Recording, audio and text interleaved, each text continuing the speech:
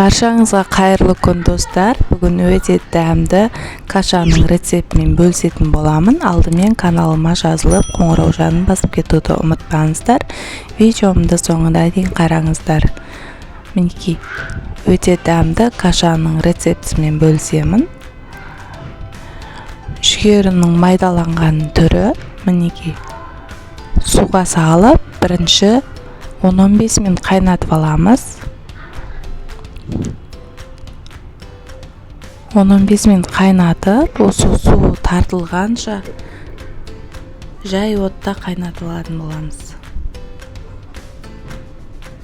Мінекей, қайнап жатыр, қозғап тұрамыз. Қайнап, су тартылып болған соң сүтімізді құятын боламыз. Мінекей, мұздай сүтімізді құйдым мен. Қандай сүт болса да разница жоқ. Мінекей, оған манный группаны кішкене қосамыз. 2 ас қасықтай қостым. Біздің балалар осы кашаны өте жақсы көреді.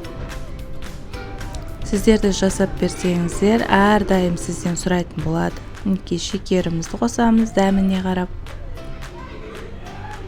Дәл менің видеомдағыдай жасап берсеңіздер, сіздерге балаларыңызға да ұнайды деген сенімдемін.